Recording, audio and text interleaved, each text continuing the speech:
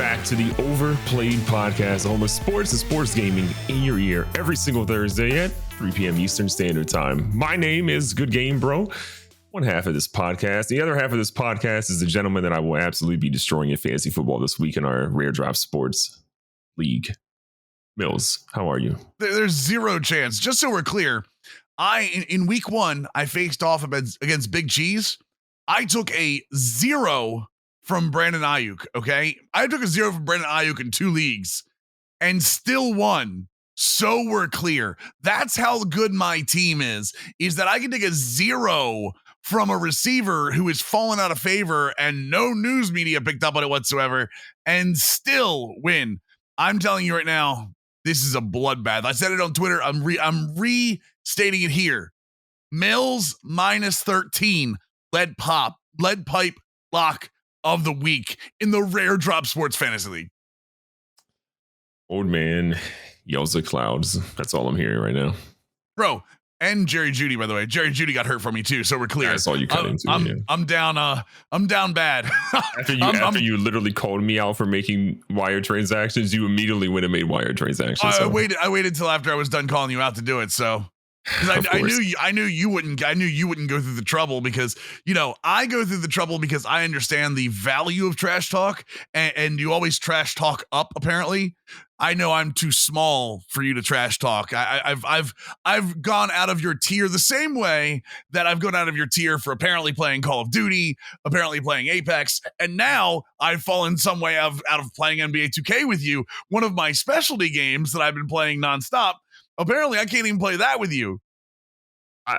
Let's just set the record straight. I responded to your little tweet. You probably don't know how to use Twitter, so you didn't really know that you had a mention of me replying back to you. So I responded and said, "Yeah, let's do it." Did I? What, 1 a.m? on like I was like literally laying in bed. No, you did it on an Xbox Live message. Don't start with me because I was in bed fixing a new build on Xbox Remote Play. I know what happened, and then you know what we've heard this week from you? 0. It's Wednesdays we record this. I'm literally playing Call of Duty nonstop. You work for the company and you're not playing the game? I am playing the game. I don't believe you. I have 2 builds. I just redid my build. All right, let's go into that first of all. Before we get fully into NBA 2K, because it's release week. This is a big week we're going to go through the entire NBA 2K22 review. Then week 1 of the NFL season. Is there anything we wish we could go back on that we've said so far? Spoiler alert. There are a few things I wish I could go back on, including my Super Bowl picks. Yep. But let's get into this first. Have you been playing anything else? I mean, obviously Call of Duty is coming out with some new stuff soon. I think the Vanguard beta is out right now as we speak.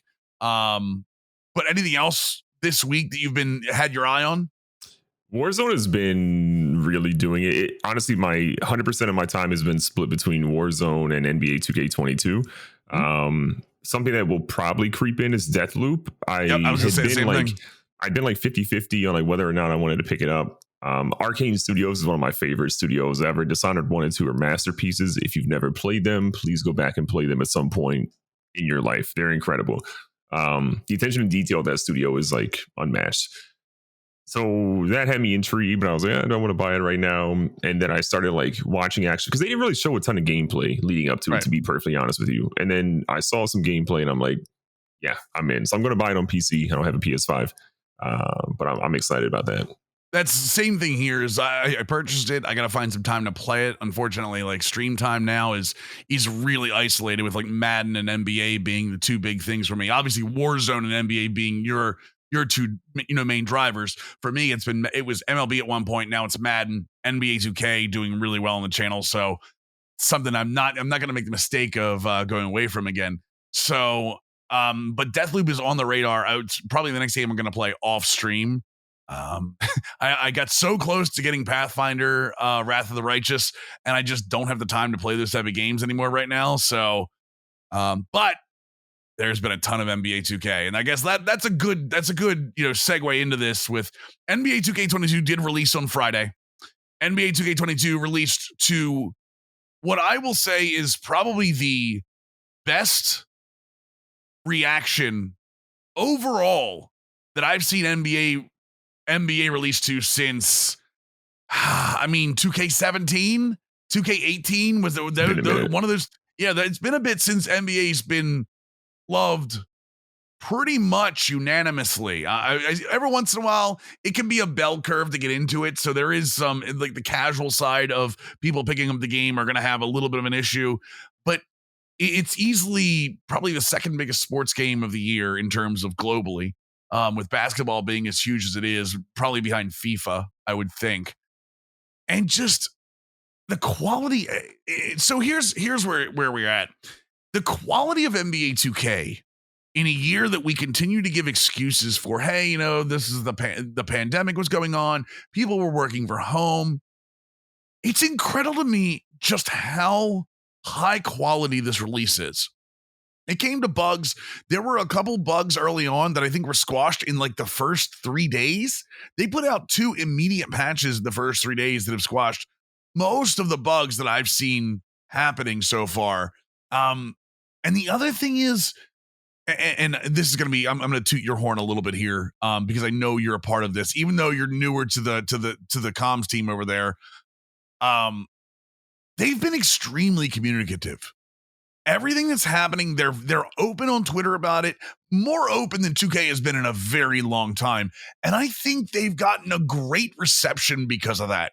I think community-wise, I think some of the problems they saw in the first day or two were really quashed in terms of, hey, look, we know this is happening. I think Xbox invites was one of them.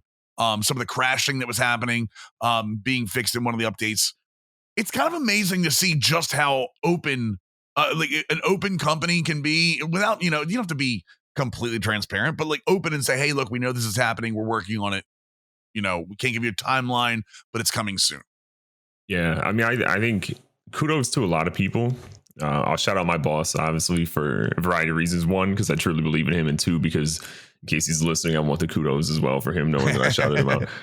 But in all seriousness, though, I mean, Corey, my boss, has just been phenomenal. And I think the big thing is like having a plan, right? Like, yeah, I'm newer. I joined in May, but the main thing that Corey's been preaching since day one is like, look, good, bad, or ugly, we've got to have a plan, and we've got to make sure that we are agile and all those different things. And I think it really shows, man. I think he's been one of the people leading the way to make sure we have good communication when there are issues. He wants to be out in front of it. He wants to have the right message out to people.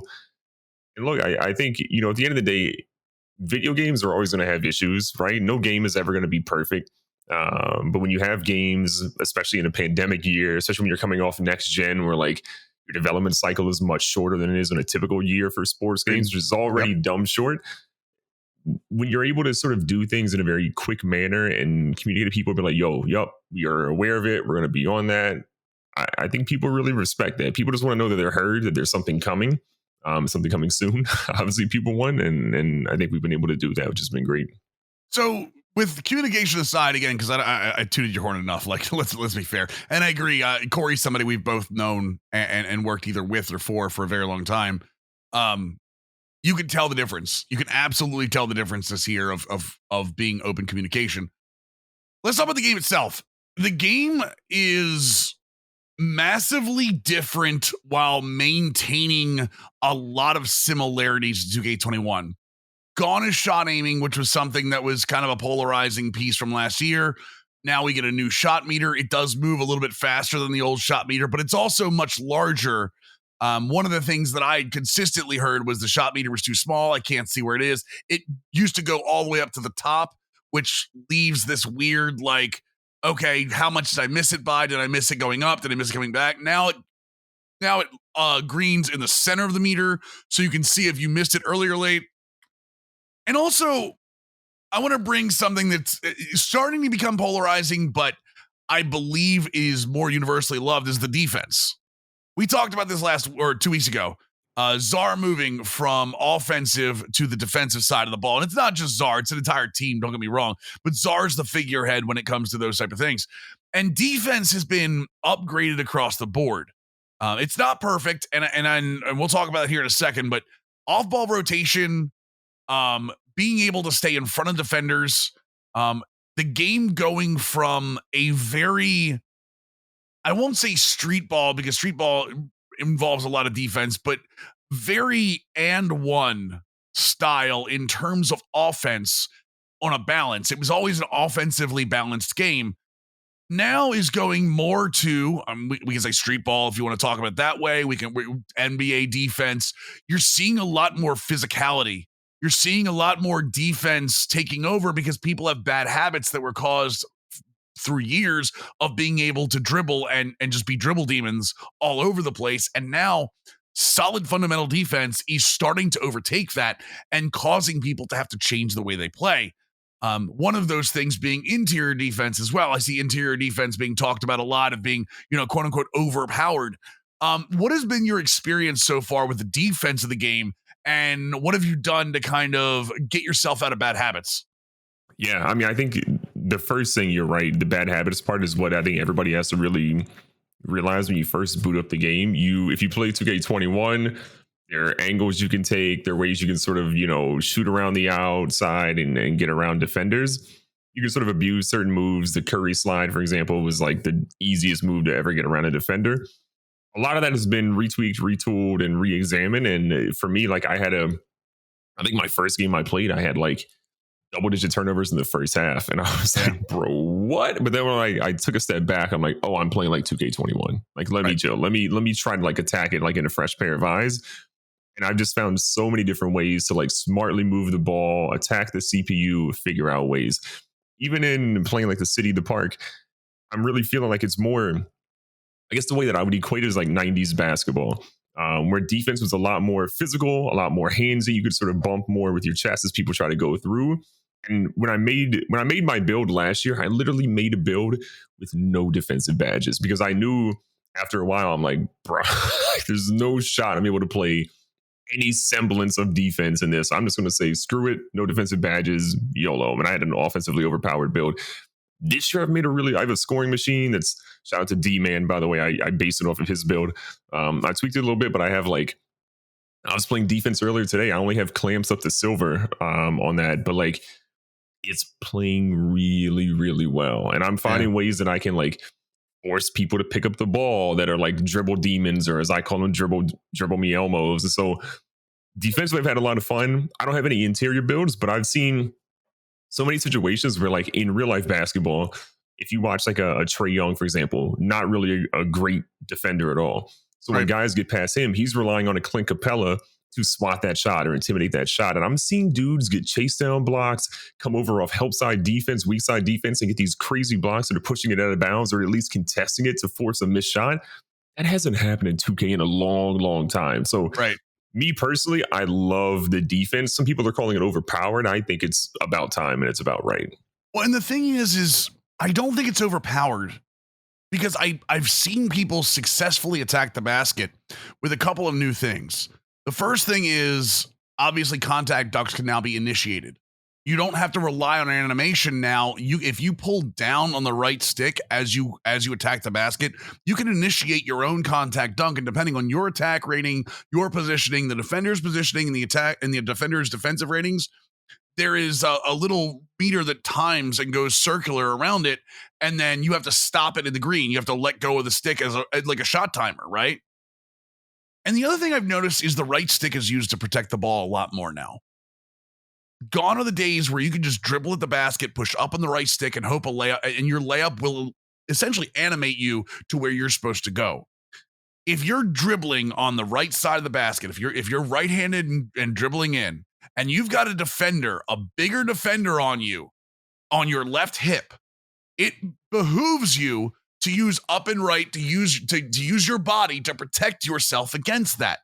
Same thing if you've got a smaller defender on you, you don't have to protect. You can go left and draw fouls with it. I think people think the only thing you can do is shoot away from.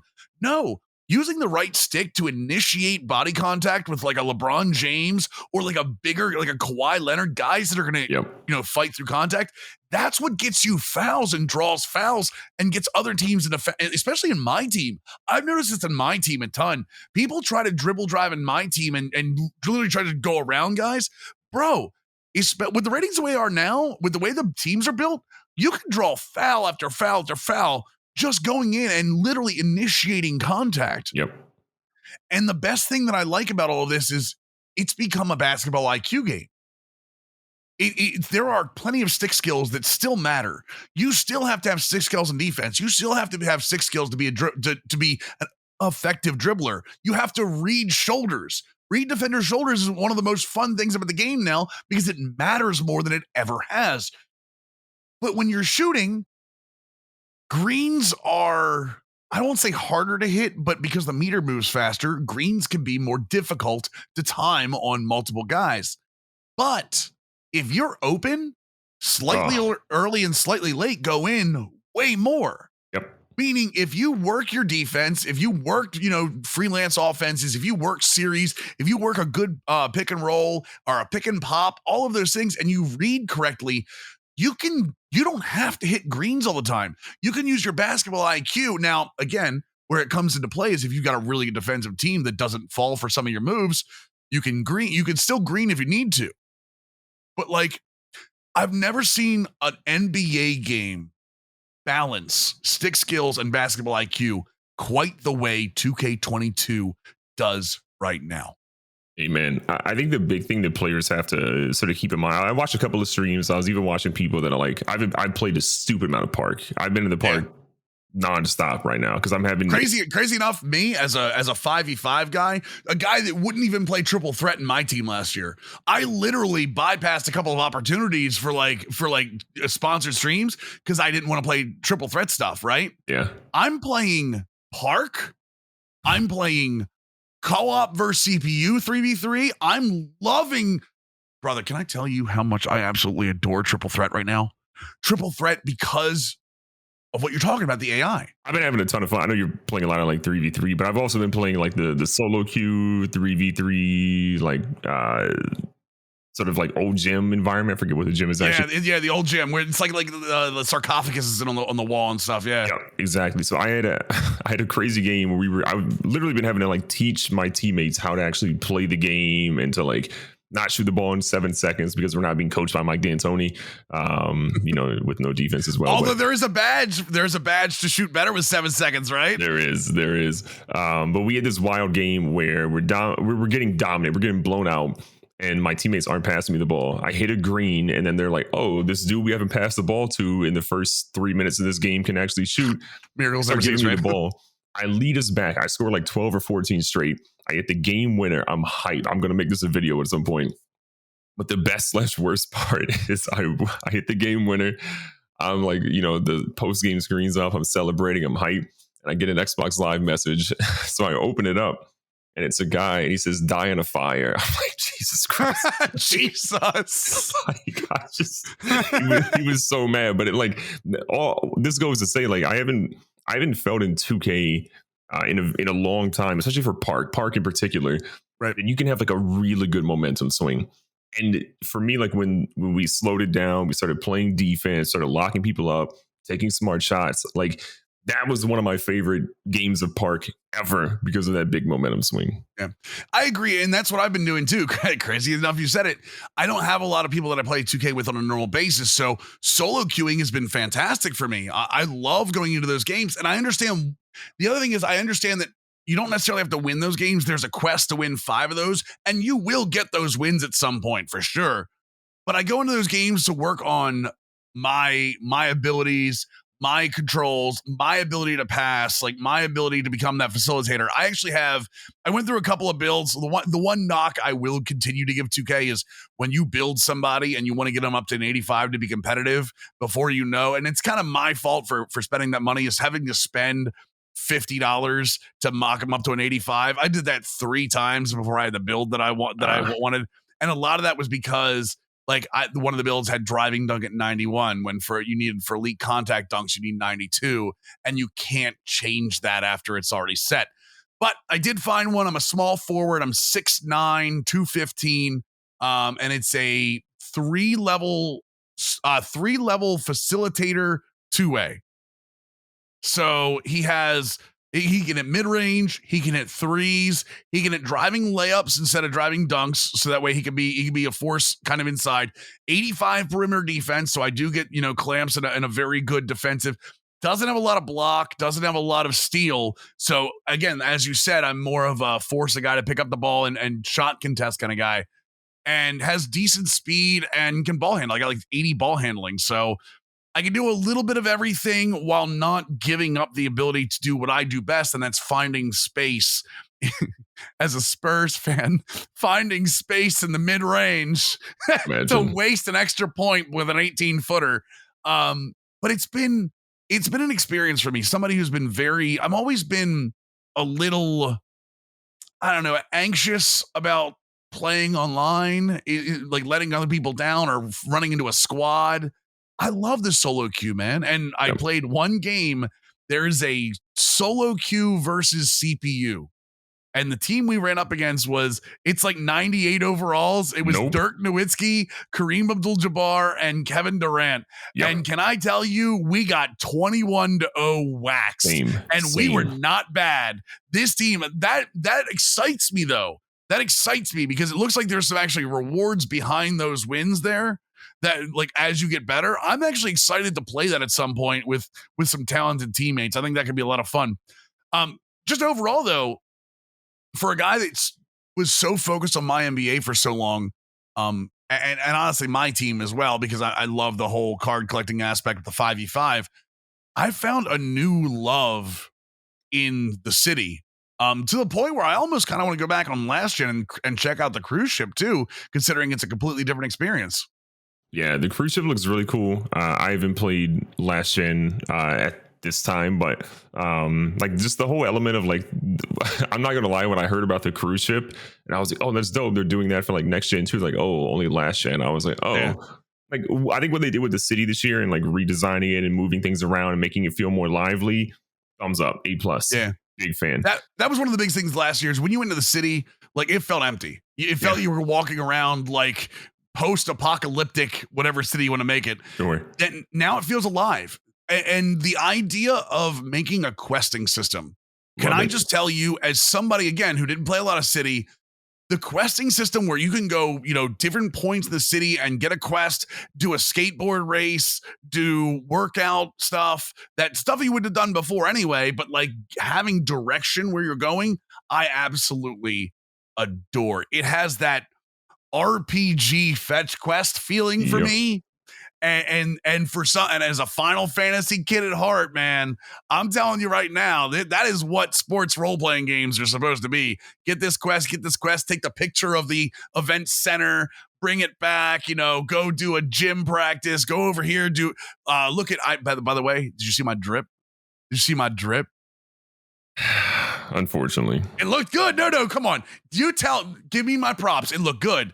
I got a Bleacher Report Tim Duncan fundamental shirt on. Tim Duncan World Tour. Yeah, right. The long sleeve black shirt. I've got overtime like orange splatter pants. I've got the James Harden Volume 5 sneakers. By the way, the colors match. The orange and the teal from the colors of the shoes in the pants match the shirt. And I got my little Jumpman headband like every big fundamental white guy that's ever played basketball has worn. I just got to find my Rambus goggles, and I am ready to go anytime you want to put me in the hype video and get all the views. This is why I won't play the park with you, because how you just described your attire is how every dude dresses that cannot play. Every single dude that cannot play dresses like how you just described. So my team rating is an A-, just so we're clear. Yeah, because you're just passing the ball to dudes and you're riding the coattails of your teammates. What are you riding the coattails? I'm a two-way facilitator, 3-level, baby. I can do it from anywhere. Don't be upset. Don't be upset that the math nerd put together a build that might be all otherworldly, huh? I hate to hear. Real quick, let's talk about a couple more things before we move on to some NFL season stuff. I want to talk about the My Team changes. Season agenda, one of my biggest problems last year with my team is that when you played it, everything was mode locked. Like you had to do this in Triple Threat Online. You had to do this in Unlimited. You had to do this in Limited. Like you had to do these missions in different places. I will say 95% of the XP now is based in just play a single game, play multiple games. Sometimes there's Triple Threat, but they do Triple Threat offline or Triple Threat online for the XP. There are challenges. They're like Ray Allen has like 50 3-pointers in like challenge games. but those are so few and far between now. It makes gaining XP in my team for that level 40 reward so much more enjoyable. At the same time, the Ascension board, which for those you don't know, it's like a card draw. It's almost like think of it like a memory board. Have you ever seen Memory, the card game? So it's like 9 cards. You pick one, you have to move up 3 boards. Last year, when you did an Ascension board, you got a certain amount of picks and it would reset by the time you get to the next Ascension board. Bro, it doesn't reset now. You have more opportunities. One of the most frustrating pieces was whatever that card was, you couldn't sell it. You couldn't get it anywhere else. You had to get RNG. Now, if you get through level 36, there's more opportunities for the Ascension. It doesn't reset. Chances are, if you get to level 36, you're getting that card, which is normally this. I think this one's a Diamond Marcus Johnson. So Marcus Johnson. So very, very good card, and just gotten without frustration. They've done so many quality of life fixes in this mode that just makes me feel so good. There's still contracts, there's still injury cards, but baby steps, quality of life in my team. It really does. And the addition of I'd be remiss if I didn't mention this, the addition of my team draft, where you can now draft a team and play against other sweaties. Had a lot of fun in that, man. I've had a lot of just overall in the mode. I'm playing so many more different modes that I wouldn't have played last year because of just the overall gameplay, but also the quality of life. There's so many like head spaces with the quality of life that it frustrated me from playing the game. And they've done a fantastic job of making it better this year. Yeah, no, I agree. I mean, I think that's the big thing. Obviously, every year you want to have new features and new things and, the shiny bells and whistles that people obviously care about. But none of that matters if you aren't doing quality of life stuff for the things you already have or the modes you're already sort of having people play. And they did a phenomenal job across the board. Like I've been extremely happy with what they've done. I haven't jumped in my team a ton yet, but draft mode is first on my agenda when I hop in there. You get to try out all the new cards. Like the first thing that's on there is like a colossal pack where you get 3 of the colossal cards. So last but not least, my NBA has a massive upgrade with my staff. It essentially brings in coaching carousel and gives so much more life to your coaching staff. You get, instead of having like a physical trainer, now you have a physical trainer, a shot coach, inside shot coach, perimeter defensive coach, a physicist, just all kinds of like a physicist, just all kinds of different coaches. You don't even have to fill all the spots. You can't. You with your budget, you can't fill all the spots. You have to pick and choose. So many more badges. It's a great upgrade to a mode that I will say personally, I'm finding a little tough to get attached to this year, just because there's so much to do in it that I get a little overwhelmed. And that is the one drawback to my NBA this year, and I will say it, is that even though you can automate things, it's so customizable. They have to find a way to be able to get through an 82-game season faster. Madden has done that with key moments, and they've got a weekly gameplay loop where you get done in a week, and that's kind of the way football is set up. Unfortunately, football is just a better setup for a franchise mode. But even MLB The Show is done. Admittedly not great now, but March to October was a way to get through a season very quickly, or critical moments was a way to get through a season. Yeah, that's what I mean. NBA's got to find that fast forward franchise button. The one where it's like, yeah, you can sim games, but you lose so much control over what's going on in those games by simming through. And you sim 2 weeks, and honestly, in my NBA, you can miss 100 things in 2 weeks in my NBA, and you feel kind of lost very, very quickly. So that's the one thing I want to find in my NBA as it goes on. There's a couple of bugs with like G League guys advancing too fast, but what I want to see in upcoming seasons of my NBA is I'd like to find that way of being able to get through a season faster, so you can play multiple seasons and still feel in control of what's going on. Yeah, no, I hear you. I think it's one of the most complete franchise modes, out there. I think without doubt. I think it is the most complete franchise mode. I think far and away, if you're looking for everything there, I think it's the best franchise mode. For sure. If there's something I'd want to see out of the mode still, like I think 2K obviously has, team chemistry, player chemistry, all that sort of like built in there. I want to see more from like that system, right? So like I can imagine, you're coaching a team, you've got a young player that you draft with like a very expressive personality. After a game, there's a press conference because you lost a game in a really bad fashion, and that player like throws you under the bus, right? Like I want stuff like that to sort of come out so that it takes that managing the team element. And again, with the way that 2K's done my NBA, you could select if you want that on or off. But like having it where players and their personalities matter, I think a little bit more outside of just sort of, you make a trade, your chemistry goes down, you got to find ways to build rotations back up. Like they do a really good job with that. But the basketball purist to me wants more, right? I want that personality because we talk about storytelling every time we talk about sports games. Yep. That to me is the next level. I think Madden's kind of doing it in some ways, right? Where they have those like little cutscenes where like a player might retire early, or a player wants the ball more, or a player's bummed out because you've thrown 800 picks of them or whatever. I want something that esque into my NBA. I agree with you. And the My GM stuff that addresses that right now that you could turn on is incredibly repetitive. Yeah. It feels like every 2 days you get, hey, you want to meet with your owner? And like, hey, what's up? And you get like 3 options. You can compliment him, you can criticize him, or you can mock him or something. And once you know which one works, you can just instantly build up trust. It's really cool. They have like a trust system where you can unlock certain game features with the trust system. But to get there is just monotonous. Agreed. They have to find, and what you're saying with Madden, with the upgrades they have to their conversation system and their story system. I'd love to see NBA, like you said, kind of really dive into that a little bit more. Because their gameplay, the gameplay is fantastic. The mode itself and all the stuff they add to it. My staff is such a blown away great addition. Agreed. When you play around with it. It's just so everything is just happening at once. And instead of feeling a part of it, you feel like you're kind of like surrounded with it. It feels like a panic attack in a crowd of people. It feels like all this really cool stuff's going on around you and you just can't follow it all at once. I wish there was more direction you could follow. So, but overall, I'm not going to ask you to score it because obviously I can't. You think 2K22 is going to be in your system for a long time this year? Yeah. Longer than 2K21. Let's put it that way. Yeah. I still play 2K21 a lot. Like I played an insane amount of my NBA. That was like my main mode. I think I've already played more Park City now than I played in 2K21. Right. I haven't touched my team more than just like opening a couple packs and organizing a roster and looking at logos and stuff for my uniform. But City Park I played a ton of. My NBA again, dabbling into. I think this is going to be.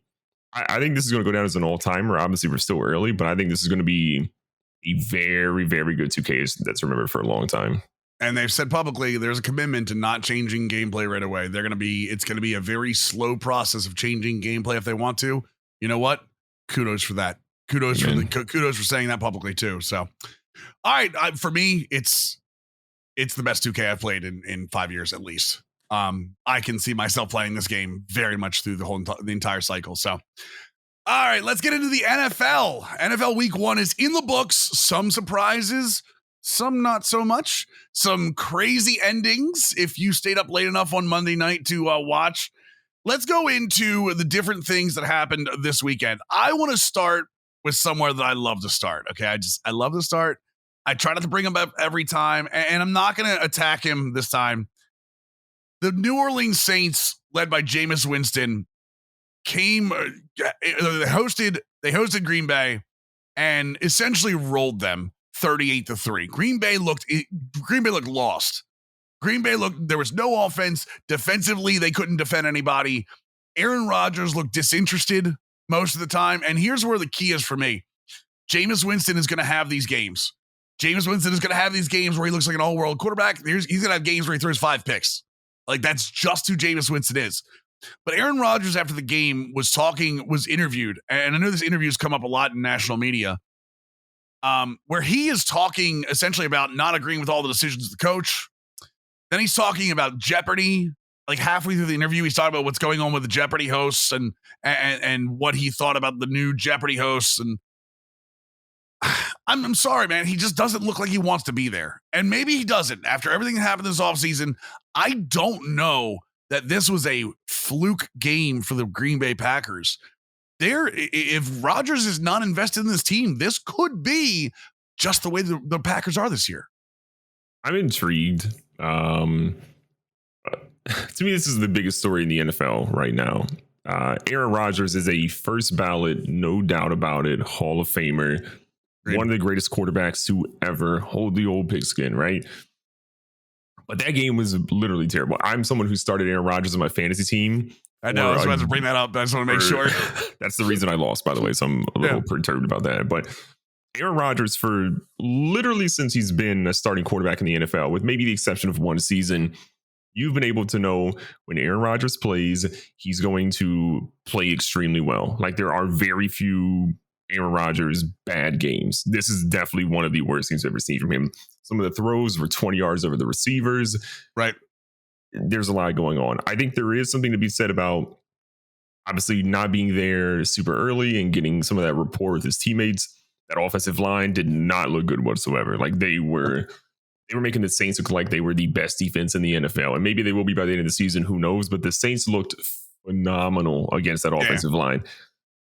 I'm interested to see what Rodgers does, but I do think your comment about Jameis, I think Jameis in this offense under Sean Payton is not going to have very many like high interception games. I think Payton is really like, if you, I watched a decent amount of the game, but like for the most of the play calling, like he was picking and choosing, he was taking what was there. And then there was a couple plays where it looked like Payton was like, yo, if you've got it deep, throw it.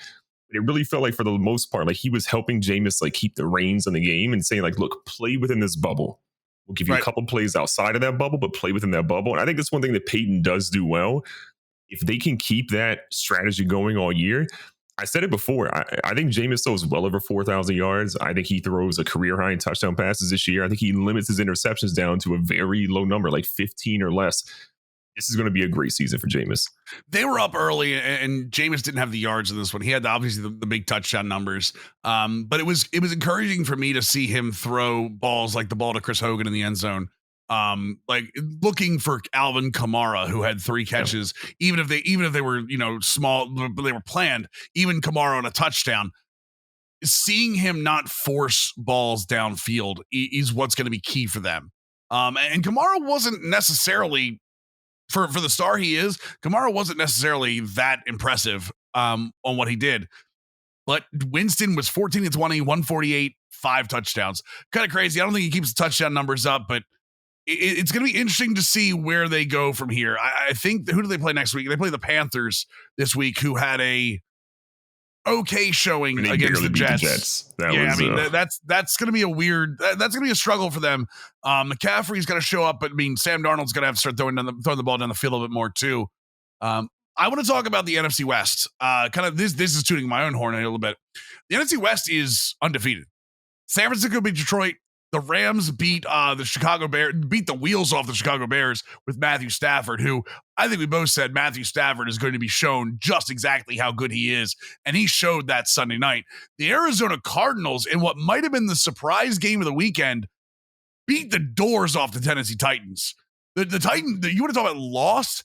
That offense, which was supposed to be otherworldly with the addition of Julio Jones, A.J. Brown another year, first at tight end, Derrick Henry, who, I mean, can somebody find Derrick Henry for me? Where did Derrick Henry go yesterday? Sunday. Cardinals beat the Titans 38-13. Then we had the Seahawks beating the Colts 28-16. 4-0 for the AFC West. Is this the best division in football? I don't want to say that right now because it is week 1, right? I think week 1 reactions are overreactions in my opinion, right? Week 1 tells you nothing about it. Best. Literally, this is where you play best. One thing that concerns me more so with the Titans is like, I don't know if you saw the soundbite of Vrabel throwing Julio Jones under the bus for that bad play that he had on like that 3rd down play or like whatever it was. That play was in the first quarter. Okay.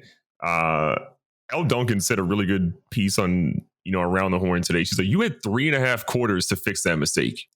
That one mistake did not change the outcome of that game for you. What you did the rest of the 3.5 quarters decided that game significantly more than Julio Jones having one bad play that maybe he was doing to show that he's like bought in or whatever.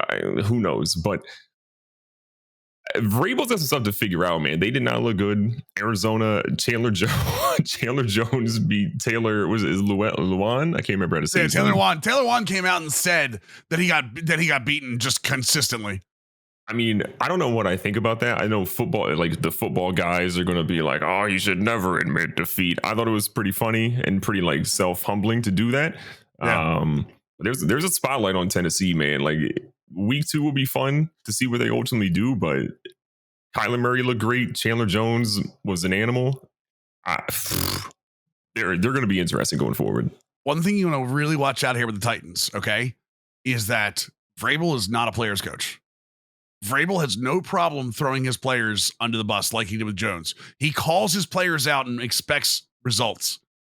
Dan Quinn, who coached Julio Jones in Atlanta before he got traded to Tennessee, is well known as a player's first guy. Even he's in Dallas now as a defensive coordinator, and the Dallas defensive players are singing his praises. I think the quote was authenticity you can't fake. And again, they're going to talk nice about the defensive coordinator. I get that, but he has a history of being a player's coach. I'm interested to see what Julio Jones is going to do in this situation, because Julio Jones, getting towards the end of his career, does he? There's questions now. Does he still have it? People are asking that question. I mean, he's not really an injury. I don't know where he got the injury risk tag from because he was injured a couple games last year, but it's going to be interesting to see just how Julio Jones meshes with that offense. And if Ryan Tannehill can't stand up for more than 3 seconds in the pocket, it's not going to matter. I don't know if that's Chandler Jones. I'll be honest with you. Chandler Jones is an elite pass rusher, but Luan should be able to stop that. And that scares me a little bit. Seeing Luan was a turnstile. He didn't just let Chandler Jones go. He let Chandler Jones go on some not really complex defensive moves. Matador defense, man. Ole.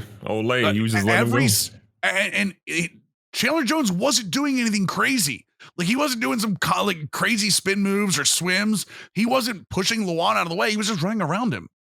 And if Luan's lost that extra step to block for Tannehill, Tannehill's in for a very, very long season, which I know Tannehill can run, but talking about really good divisions, let's talk about the other side of the West. The AFC West also undefeated after Kansas City beat Cleveland. We had the Chargers pull it out in Washington, which we'll talk about Washington here in a second. We had the Broncos under Teddy Bridgewater, who you want to talk about people talking good things.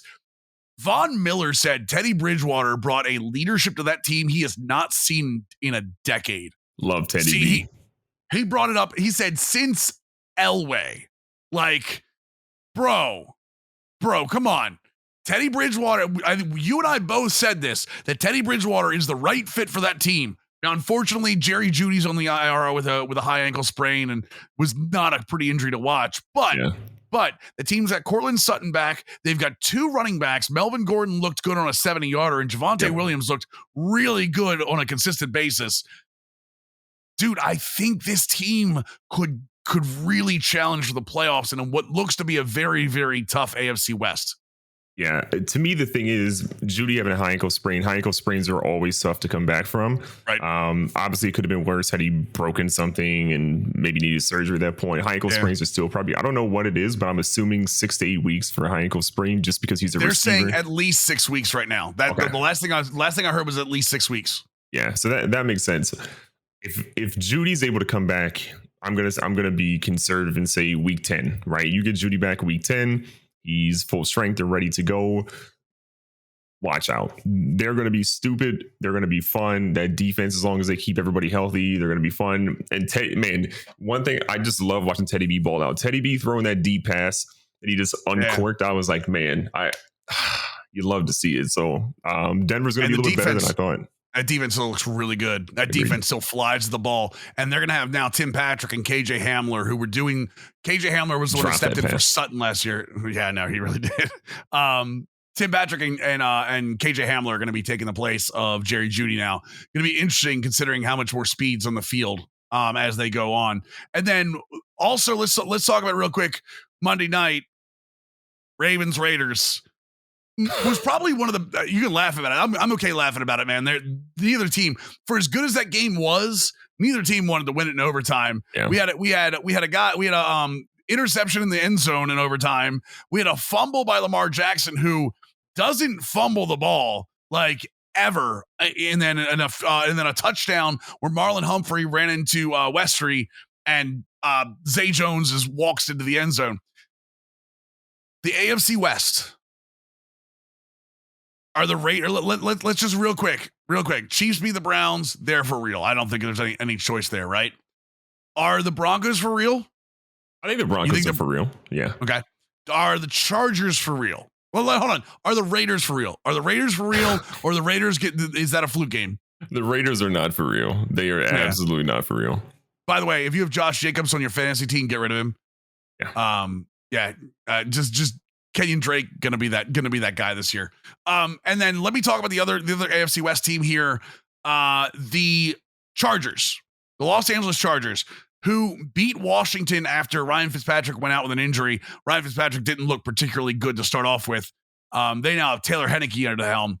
Are the Chargers for real? Now, Justin Herbert balled out, by the way. Justin Herbert, 31 of 47, 337 yards. Keenan Allen, 9 catches for 100 yards. Mike Williams, a touchdown. Just Jared Cook, who's the youth or the ageless wonder tight end. Are the Chargers really a good team who struggled through a West Coast to East Coast situation with Washington, or is that just Washington not being very good? I think Washington is still good. I agree. I give more credit to the Chargers than I do. I mean, it would have been interesting had, Fitzmagic been, healthy and not gone down with a hip injury, which apparently isn't a season ending, but is still fairly long. He's going to be out for a while. Taylor Henneke is the guy right now. Yeah. Look, I believe in Herbert. Herbert has been really, really good. They're giving high volume of passes as well. For me, the Chargers go as far as Keenan Allen is healthy. Keenan Allen is a stupidly good route runner. Keenan Allen will make you some incredible catches on third down. He will bail out Herbert in a couple of situations where he needs to just throw a 50-50 ball every so often. I love this receiving core with Keenan Allen. When Keenan Allen's gone, Mike Williams, I like him a lot. He's not a number one in my opinion. You need Keenan Allen on that field. So if they can have him there, I think this is a wild card team. But if they don't have Keenan Allen, I think they're going to miss the playoffs by a couple of games. Washington defense looked lost on a lot of plays. Only gave up 20 points and really didn't have a great field position most of the time. And then Antonio Gibson also, who I think a lot of people were high on, fumbled the ball twice. And lost one of them. I think that's an outlier for Antonio Gibson. I don't think he has the yips. I don't think he's going to be a fumble machine. Talk about Washington here for a second. Taylor Henneke back under the helm. It will limit their offense. Taylor Henneke is a game manager by every sense of the word. Finished the game 11 for 15, 122 yards with a touchdown. Still a very, very good outing for Taylor Henneke.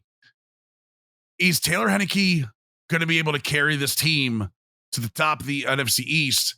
Or are you convinced by not only Dallas, but Philly had a really good showing too, sure, albeit against the Atlanta Falcons? I went back and forth in this a little bit, and I think the question I had to ask myself ultimately is Washington set up to play the same way that the Baltimore Ravens were when they carried a mediocre quarterback in Joe Flacco? I hate you. Why? You know Joe Flacco carried that team to the playoffs. You could at least have been said Trent Dilfer. Joe Flacco carried that team to the playoffs, so we're clear. That defense carried Joe Flacco's. Joe Flacco had an elite run through. Oh, come on. It got him a new continent. I don't want to talk You had to say elite with Joe Flacco. I can't stand you. And had what he was. That was the joke. But when I look at the defense, a monster. The defense is not that 2000 whatever season that was for was that 07? Yeah, 2000. The 2000 defense was better than the Joe Flacco defense. The 2000 defense with Ray Lewis in the middle as a younger linebacker. For sure. That was the defense that really they put up against like the 85 Bears and stuff. Yeah, no, that was the Trent Dilfer year where Trent Dilfer literally was just managing games as they went. 100%. And got to Disney World because of it. I don't think this defense is as good as that defense, obviously, because that defense is otherworldly, right? I think that Ravens defense had Hall of Fame linebackers across the board.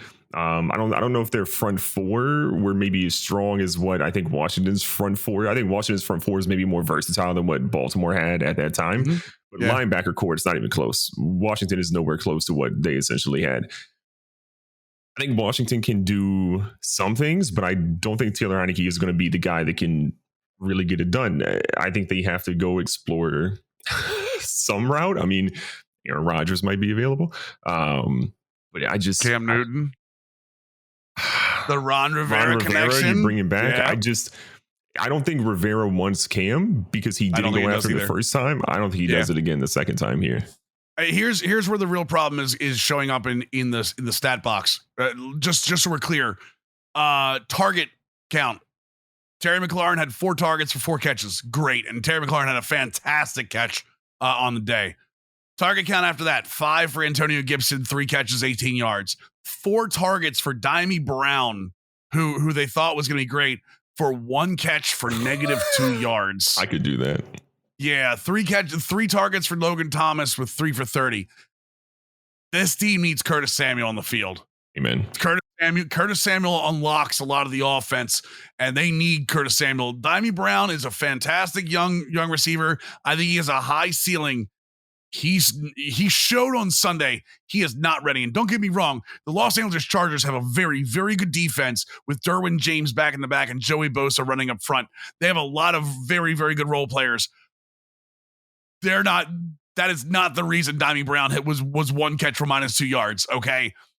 Dimey Brown is not the number 2 receiver. They need Curtis Samuel in that offense. That's why they signed Curtis Samuel. And that defense needs to remember how to rush the passer. Yeah. That defense had 2 sacks on the day, and neither one of them, one was by Montez Sweat, one was Jonathan Allen. Chase Young had 3 tackles, 1 solo. Chase Young was a non-factor. For that to happen, there has to be way more pressure from that defensive line. Also, let's give major credit to is it Rashawn Slater? That was the tackle they drafted, the Chargers. Oh yeah, no, 100%. If you haven't seen the viral clip of him just manhandling Chase Young, yep, this is my rookie of the year right now. Like that kid is a monster.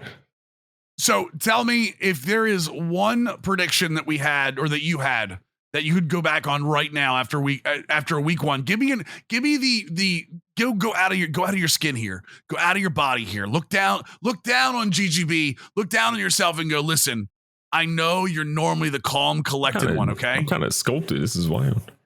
Sorry. I'm sorry. I'm so sorry I said any of this. Look at yourself and say, I know you're normally the calm, collected one. I'm normally the hot take guy. Yeah. Give me your hot take, either go back on one of your predictions or give me your hot take week 1 overreaction that you see. That Urban Meyer becomes the USC head coach. God, the Jaguars looked terrible, didn't they? How do you get waxed by the Texans with Phillip Lindsay and Mark Ingram running the ball for you? They have no receivers left. They've got Tyrod Taylor, who, by the way, good on that man. Damn right. But dude, the Jaguars offense was non-existent. Bro, I had to look up who their receivers were because I didn't know. Oh man, here's what you know what I'm gonna give you a hot take, and I'm gonna give you a hot take, all right? And I'm gonna say this: Jalen Hurts is a top 10 quarterback in this league. Not fantasy. I'm talking about, I know it was against the Falcons, but this is my overreaction. I watched that game. I watched Jalen Hurts mostly because I have him on fantasy squad, but I watched him. He made good choices. He was mobile. He got away from the rush. He made that offense insanely better than anything I had seen Carson Wentz do outside of that half-year MVP run. Jalen Hurts is the real deal, and Gardner Minshew will not see the field. Joe Flacco will not see the field. There is, outside of injury, that dude is going to be the Philadelphia quarterback for the next decade. And they're going to be very successful because of it. Okay. So if you're a Philly fan, Bills Twitch, Find me on PayPal. You can send the money in. Go to my Twitch, and the tips are there. If you're a Cowboys, Washington, or Giants fan, I apologize. It's just what it is, man. I think Philly wins the NFC East this year. My bold take: Houston wins the AFC South. No, zero chance. Get out of here. Oh my God. Houston's the only team with a win in the AFC South. What in God's name? Real quick. I know we're gonna wrap up, but I want to say this. Going back to combat sports, MMA. Jake Paul has been constantly calling out Jorge Masvidal. First of all, if Jake Paul gets into a ring, Jorge Masvidal, I don't care if it's boxing or not, Jorge Masvidal is going to knock that son of a bitch out. And I like Jake Paul. I think what Jake Paul does for fighting, and this is a different take than what I've said before. I think what he does is fantastic. He is bringing marketing back, something that Conor McGregor did for MMA. But Dana White was asked after the Silva Tito Ortiz fight, where Silva beat Ortiz. He said, what do you think about Jake Paul calling out Masvidal? He said, first of all, Masvidal will never fight Jake Paul because he's under contract, which good on Dana White. I mean, you signed a guy to contract, you're protecting your money. But he said, I effing guarantee you ain't going to see Jake Paul call Anderson Silva out. And that's because Anderson Silva, even though he's older and he's not a boxer, yet perfect Jake Paul fodder, by the way, Anderson Silva going to knock Jake Paul on his ass. Yeah. Did you see the Tyron Woodley fight by any chance? Did I watch that? I the Woodley Paul fight. View it. I acquired a way to view it. So you saw what that was. Be honest with me. Be very honest with me. And I know Woodley was not good in his last few fights. That was set up, right? No. You think Woodley actually fought? I 100% think he fought. Here's the thing. If you watch that fight and then you go back and watch not supercuts of Woodley's fights, but actually go and watch some of his last couple fights, even when he was a title holder, Woodley's main thing is that he was too patient. He waited. He tried to counter punches. Woodley is naturally a wrestler who then developed punch. He's always had punching power, but he didn't have striking wasn't necessarily his thing unless it was that left hand that he hit you with that just put you to sleep for an early nap. Yeah. When I watched that fight, I was getting frustrated. And then I'm like, why am I getting frustrated about Tyron Woodley not throwing a barrage of punches and not having great movement as a boxer? Because I was like, he's not a boxer. Why did I trick myself into believing this? It's the Jake Paul hype machine ultimately. Yeah. For that. So I don't think it was set up. I think he genuinely was trying. I think the anger in his eyes and then the tattoo that he ultimately did get, he waited till 4 a.m. to essentially get that tattoo. I think it was legit. The Ben Askren fight was absolutely set up, but this fight, I don't believe was actually set up. But one thing I will say though, speaking of the UFC, Ariel Helwani just dropped news that there's a new league that is being started up, and it has there's a bunch of things that he ultimately put into, but they have there's a union, there's health insurance, there's sponsorship opportunity, there's all these different things, and it's apparently being announced later this week, so maybe tomorrow or something of that nature. So be on the lookout for that. A new league to rival the UFC is being announced with some heavy money backers, is what essentially is being rumored. So that could be interesting. Maybe push the UFC into having a fighters union, which is desperately needed for those fighters, long term and short term. Yeah, definitely. I mean, competition is always good. And that's coming from somebody who, I'm not always convinced that competition is good for everything. But in this case, I think competition is good. And I think, you know what? If you ask Dana White, I bet you he'd say the same thing. I bet you Dana White would say the same thing. He seems like the kind of guy that likes to kick people's ass. Yeah. All right. So that's it for us today. Talk to me next week, I guess, week 2 of the NFL. A little more NBA. We'll get some GGB Mills Park games in once he finally remembers to send me a friend request on Xbox. Mills Twitch, by the way, on Xbox. We're literally friends on Xbox already. I mean, are we? I mean, you sending me a message when at me. What? No. When you send me a message that's just hey, come play with me now, and you never send me just friendly. Hey, what's up, man? When was the last time we were in an Xbox party together? I literally show up in your live stream all the time and talk to you in your chat. No. What do you do in my live stream? There's no talking. Go ahead. What do you do in my live stream when you show up? You organize my chat against me is what happens. You continuously jab at me while I'm playing games. And then when I succeed in a game, you conveniently get very quiet. You're not quiet very often in my stream. I'm not very good at video games. You stole my joke directly from me. See, if I hurt myself, nobody else can hurt me. That's the way it works. I'm gonna save my joke for later. Yo, ladies and gentlemen, thank you for showing up. Wait, one thing. I want to one more thing. I'm sorry if you're listening to this still.